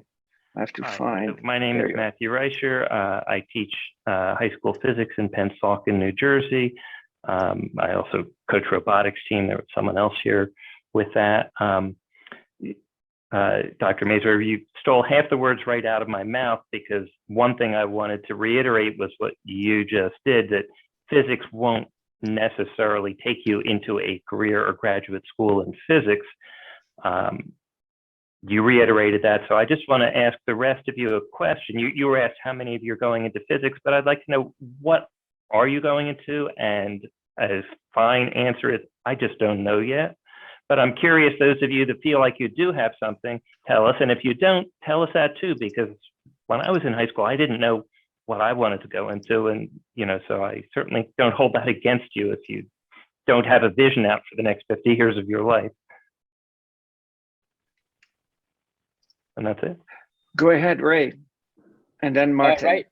Right now, I'm in a business class in my high school right now called SciBax, and it's kind of difficult for me right now because I'm really interested in STEM and physics, but I'm also learning so much more about business and marketing. So really, I don't really know what I want to do yet, but I think once I go to college and everything like that, and I want to go to a community first and kind of get an idea of what I want to do before I really spend a lot of money and go for it. But really right now, I'm kind of like, because I don't know what I want to do, I'm trying to get as many skills under my belt so that when I am ready to choose what I want to do, I'll have a bunch of things to choose from. So I'm really a blue collar worker kind of guy. So I feel that mechanical engineering is really interesting to me, and just learning all different jobs and different careers and different skills I can learn from that too. So really, I'm kind of at a crossroads of what I want to do yet, but I do think that as I grow and as I get older, I will find that. Let's see, Martin, you had your hand up too, right? Yes. Yeah. Well, so I've always loved mathematics and since elementary school, and computer science since middle school. So these are the two subjects that I would like to pursue in university. But in my years in high school, so the Bulgarian system is a little bit different, and we have like many different subjects that we study a lot during the week. So for example, I have physics, biology, and mathematics. So high school has opened my eyes that I really like all the subjects. So now I'm really considering what I will be following in university. But for now, I'm still thinking about mathematics and computer science. But future will tell. Anyone else on the panel wants to chime in? Lani. Yeah, so I'm actually going to college, well, the next year, which is like this or August, September, and I will be majoring in biology. So it's in like that STEM field, and I've always known that I wanted to be in biology. So I guess that wasn't difficult for me to like capture my head around or kind of just commit to that major. Again, I know that in college or in university, there are different like areas that I will be exposed to, because in high school, there's only so much that they can like tell us, but in a university, there's much more people and there's just much more networks. So maybe I'll change a major. I mean, I saw the statistic that said the average, I think, college student changes their major about 3 to 4 times throughout their whole like higher education career. So that's kind of interesting to see like how much influence different perspectives can give you. So right now I'm going to be majoring in biology, but we'll definitely see if I can pick up maybe a physics like as a minor or something. I'm not sure. Count me in. I knew from a young age I was going to be an astronomer. Here I am as a physicist. Any other reaction to Matthew's question? If not, I would like to switch the subject a little bit. I have 2 more, burning questions that I hope we can get to before the end of this panel. And again, in the audience, if you want to ask a question, raise your hand so I'm aware of it. And I prioritize your questions over my questions. Veronica, there you go. So my burning question gets put on the back burner here. Go ahead. I love talking to the baby. So my thing is, okay, listen. I'm messing with Lani right now, because she was the first one on that video. And I had a whole lot of cute comments. I don't know if y'all get a chance to read your videos on the comments, but I said my piece. But let me tell you what we need as physicists. As you can tell, I'm an extrovert. So it really surprises people when I start talking some physics stuff and having fun with it. Because they'd be like, how in the world do you do that? I said, because it's easy to me, right? So imagine your personality, you're a biologist. What, a biologist? Is that how y'all say it? Because I don't know about that. And you're a physicist, right? Do you know, no disrespect to the men, I have to put my disclaimers out there. I'm not disrespecting the men and y'all knowledge base, not doing that. But do you know, as a woman that has 2 STEM majors, that whatever you want to do in this world, you're gonna get paid for it? Easy, right? Because like right now, I didn't have to pay in my grad school, none of it, because my degree was in physics, right? And so everything was taken care of, because I'm sorry, men, because I'm a woman, right? And they need more women in those fields to put that woman touch on new innovations, right? Because our touches are different. We look at things from a different perspective. I'm not saying, no one's wrong, but the way we approach things is what most companies are looking for with the combination of men. When we put us together in a room and we be innovative, we change the world. So that's the importance of trying to balance out that STEM world. And so when it comes to physics, and I want to express, one of the teachers talked about, how can I talk to a parent and their child want to major in physics? I majored in physics. I went on and I worked as a computer computational fluid dynamics, right, analyst. So I worked in the engineering field as a physicist. I was forced to get my master in mechanical engineering because I had a supervisor that felt like I needed it, even though I was killing it with CFD. I didn't need but anyway. But and I made really good money. So you have to, I would say to that teacher, put a panel together with some of the parents who are doubtful and let us talk to them, because we can show them and demonstrate to them that a child with a physics degree can make anywhere from 60 to 120 Ks. Easy, okay? The way to do that is when you are in college, pick the right internships. And also, the government is looking for physicists and mathematicians. Okay, so it's not that you're not gonna be able to be employed. You just have to have a really good advisor that's gonna direct you in the right internships, and you gotta have that conversation with the parents. Make sure they have a good advisor, right internships, they're going to make a whole lot of money if that's their objective for their child. But let a child do their dream. But I recommend, Lani, I'm messing with you, to really think about that mind in physics, because it's going to make you so powerful, because you have that, you know, you just like, okay, that's my 2 cents. Lani, any reaction? I'm definitely more convinced now. Maybe I'll do some research after this and see like what the workload is, because that's another thing that scares me, is like the amount of work that I'll have to do, but also like balancing other aspects of my life in college. So I'll definitely see. And actually the good thing about like majoring into like STEM like fields is that they connect. You know, like there'll be connections, there'll be some classes that overlap. So maybe I could end up getting also a physics degree, but I wouldn't have to do like so much as I think right now. So I think I have to educate myself, and then I'll look into it for sure. I think what you said there, Lani, is so important, right? I mean, these boundaries between fields are so incredibly artificial. Some of my work is in biophysics, so it has one leg in biology and the other leg in physics. And so many of the problems in biology involve physics, and physics has some of the tools that can help tackle problems in biology. And the same is true with chemistry, astronomy, you name it, all fields. After all, maybe they're all just one discipline, namely science, or maybe one skill, namely using your brain to think logically through phenomena and the relations between these different phenomena. Now, when I was watching your video, what struck me is that quite a few of you mentioned the word challenge and the word problem solving, the challenge of problem solving. So I have a question for you. Do you think that, so one thing we know is that motivates you, which is great, because it happens to motivate most, if not all, physicists, or most, if not all, scientists. Let's not make that sort of tribal distinction between different types of scientists. But do you think that challenge motivates everyone?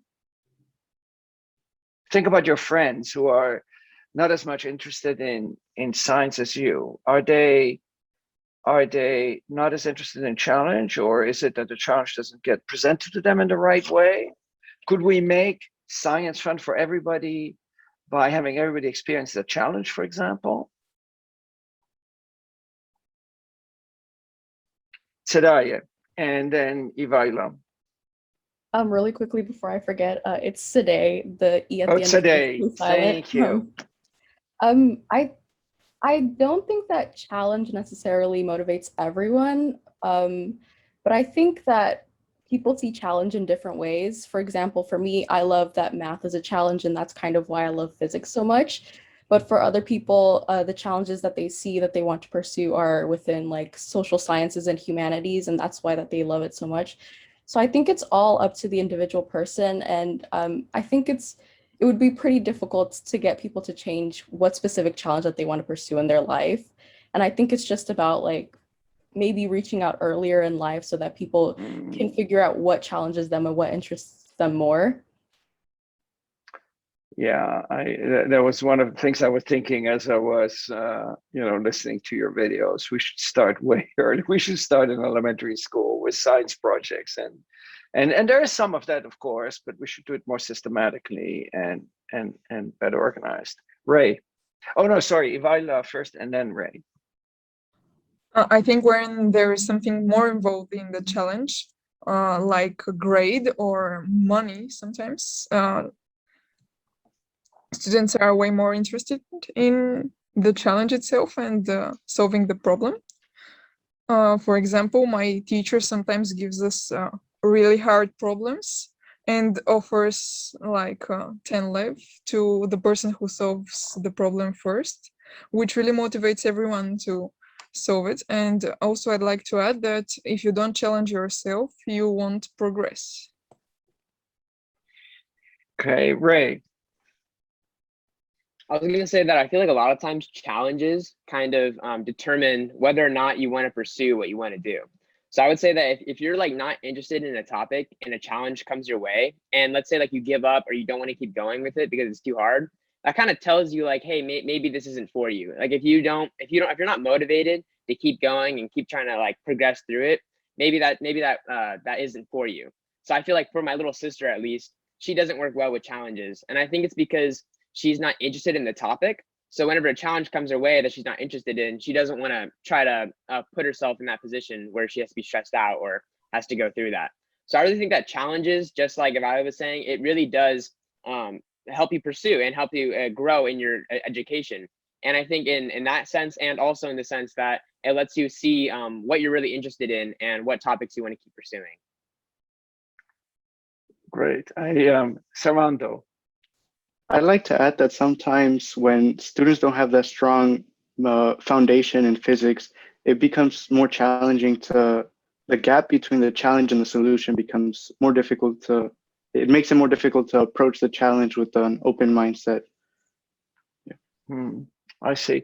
I was, I sort of had a wild idea as I'm listening to you now, and as I was also watching the video, right? Because here we are connecting high school teachers and high school students from, across the globe, really, right? We have people from Bulgaria, we have people from the US. I mean, it's not truly global, but, it shows that one of the things that the pandemic has facilitated is sort of the ability to build bridges which existed before, but we didn't know and we didn't really make use of them. So, so when I heard the word challenge, I was thinking maybe that one of the things we could facilitate through this network, I'm just planting the seed here, and I would love to hear some initial reaction.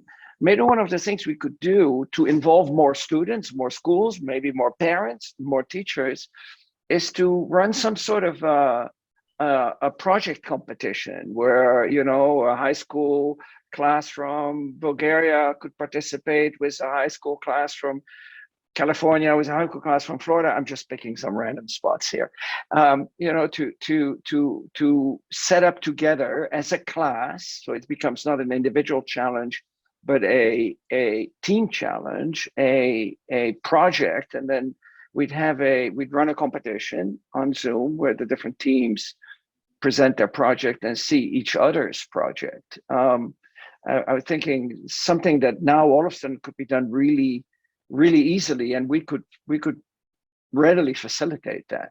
Any thoughts or reactions to that?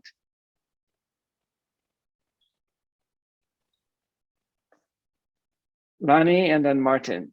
Okay, so I think that would be actually like a really great idea because, well, 2 points here. First of all, like when people approach a challenge, they think they're by themselves. And that's a false, I guess, understanding because you have your teacher there to help you through it. But let's just say I think that I'm by myself. If we have like this group setting, then we know that everybody's pitching in. So then if your idea maybe doesn't work, then somebody else can give you a different perspective and then you can build like a better model off of it. And second of all, that would also be like really good like idea because people are competitive. Like I don't know if it's right for me to say that they're naturally competitive, but I feel like most people would get really excited, especially if you want to represent your state in like this competition with other people. So I think that would be like a really great way for people to connect, but then you can also get inspired by other people in different countries who do it differently than you. And that's not different in a bad way or a good way. It's just, another way that you can view it too. And then you can incorporate that in your own learning. So I think it would be a really good learning experience. I see pretty much only positive things coming from that.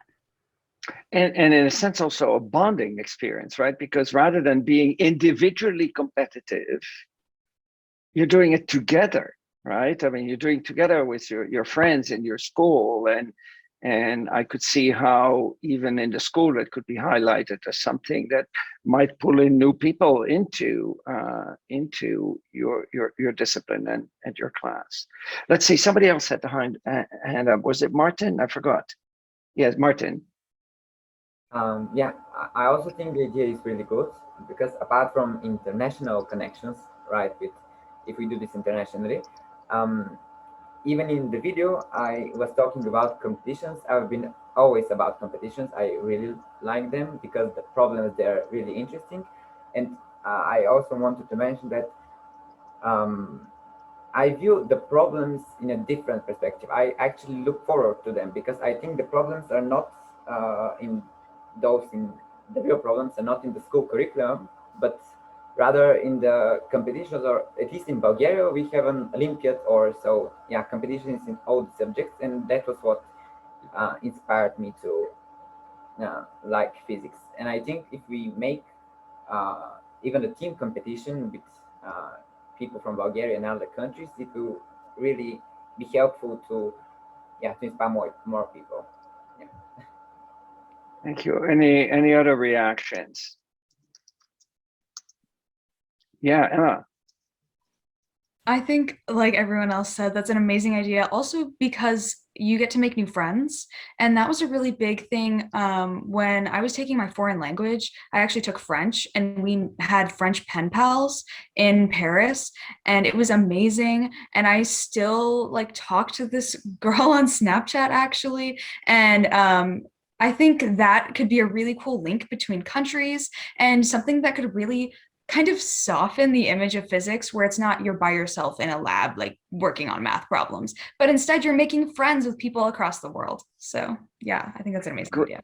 I like that idea of making global friends, right? I mean, we live in a world where nationalism is sort of rearing up its head, and sort of building bridges between different culture, between different nationalities would be, I think, beneficial for all of humanity, I should say.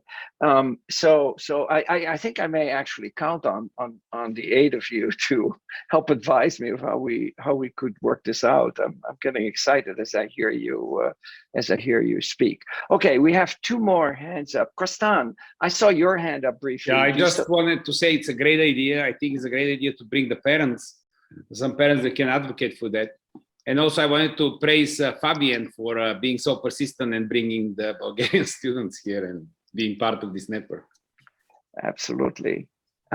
Good. So John, and then Matthew, and then unfortunately we'll have to wrap up because our hour will be over. So John, you first. Hi students, thanks again for joining us on a Saturday morning. I just had a question about what your thoughts are about making physics more inclusive of all people. Any ideas on that, or if you've had teachers that have given you ideas about that? Ray.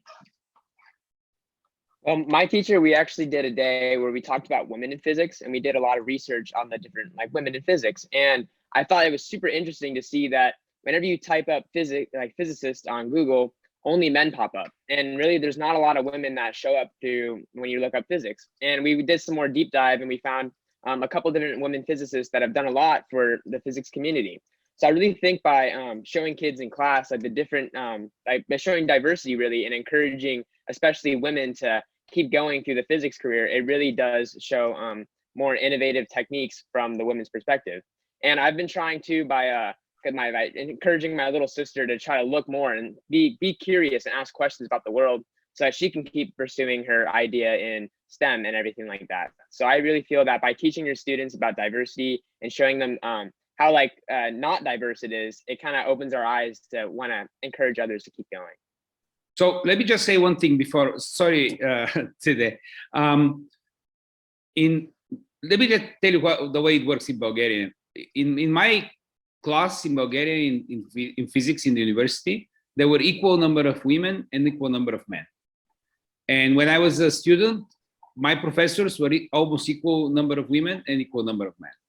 And the way it worked was that when people applied to college, there was a separate competition for women and separate competition for men. The reason was actually that girls had higher scores than we did. And so actually we would have been in disadvantage if we competed on the same scale, because really the girls did better in physics and math than we did in 11th, 12th grade. So I think there is something to be said about universities moving in a direction where they can actually somehow have equal competition for girls and boys, so that the cohorts can be balanced. They're not balanced in the United States currently. I'm happy to report that the undergraduate majors in physics at Harvard have a pretty equal equal female-male ratio. My department started working 20 years ago on making the department, from the bottom up more friendly to female students and other minorities too. So it's something that takes effort, but conscious effort, and I know it can be done. Matthew, you get the closing question, unless somebody else wants to comment on the. Oh, Tsedaye. Yes, I just wanted to talk about how there should be effort, of course, in bringing underrepresented minorities into physics, but I think it's also important to make the culture of physics and like the people within physics already inclusive, because I think a lot of the issues that people and women and minorities, me as a Black woman going into physics, what I'm scared of is getting there and not feeling welcomed and not feeling like my voice matters. I feel like when I get into college, I might be talked over a lot, or people might not really consider my opinions as important, just subconsciously. And I think making sure that, I think inclusivity isn't just about getting people there and like going halfway. I think changing the culture of STEM in general to make it more inclusive, to be more understanding of everyone, that all people have something important to say is really important. Thank you. Very well said. And thank you, John, for bringing this topic to the stage. So for our final question, we'll turn to Matthew. Well, today, what you said just kind of triggered something in what I was going to talk about anyway. It's not so much a question, but a suggestion. A lot of people are talking about a competition and creating one. I've been involved for 7 or 8 years with FIRST Robotics, which is a very STEM-oriented program. It is an international competition.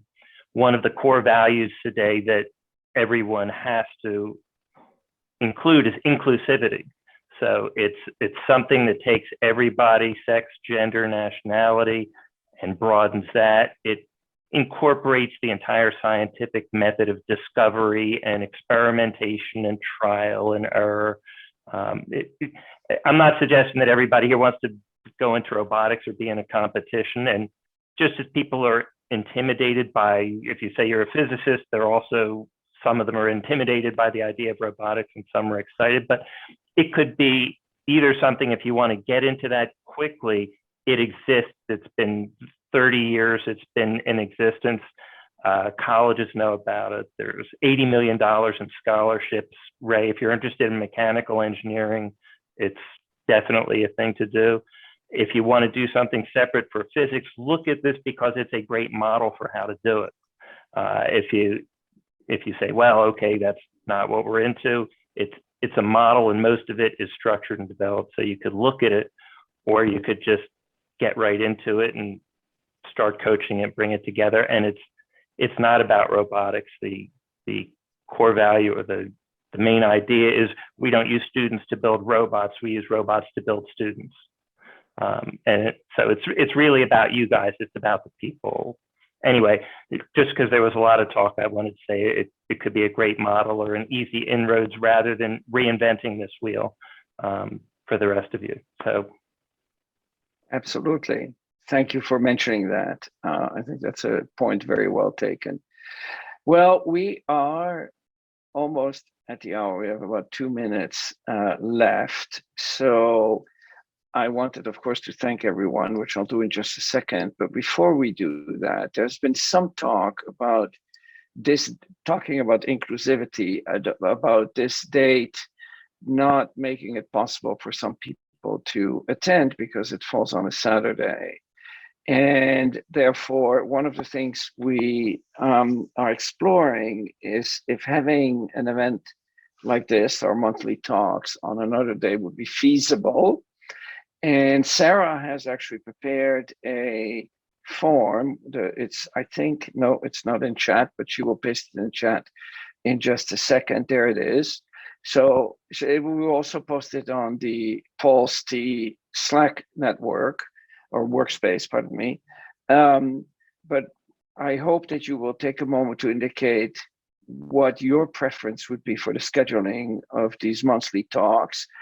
Isa was saying in the chat, this is something that we should do more often, include your voices. And when I say your voices, I mean you, the students.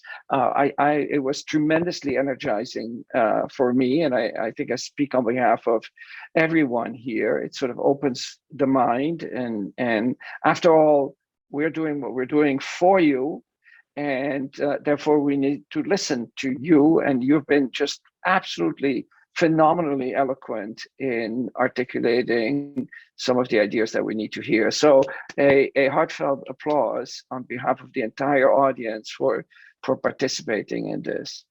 So yes, everybody's clapping there. Great job, great job.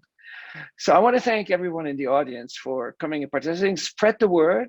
Next time, bring your friends. I mean, we want to grow this network, and again, if it hadn't been for the pandemic, we'd be a 20-person network. And now we have 300 high school teachers from around the world participating. And we hope to grow this tremendously. Let's get some of the other continents involved. Let's go to, Africa and get high schools from continents that need it even more. I'm reminded here of a movie I saw last year by pure coincidence. Nobody had recommended it to me. I just stumbled on it. It shows that the talent and the scientific ability and the thinking skills are everywhere. They're equally distributed over the world. What is lacking is education. The movie that I have in mind, if you haven't seen it, I highly recommend it. It's The Boy Who Harnessed the Wind. It's riveting. It was filmed in Malawi, and during in a poor agricultural small village, where a boy, through ingenuity and thinking about science, actually managed to save his community from starvation. He later on went to study at African Leadership University, which was founded by a Stanford graduate to actually cultivate talent in Africa, and then went on to do his graduate studies at Dartmouth. So it shows, that we have a in a sense a moral obligation to build bridges to parts of society that are less privileged than we are. So I want to thank you, all the students, for coming. I hope you will realize all your dreams, and that you were able to continue to spread your love of science and physics the way you did it so eloquently in the little interview. And last but not least, I want to thank the teachers of these students for inspiring their students so wonderfully, and for bringing them to this event. Thank you all so much. Be well, and I hope our paths will cross again soon. Thank you. Thank you, Eric. Thank you so much. Thank you so much. Bye-bye. Great job. Thank you very much. Thank you. Thank you.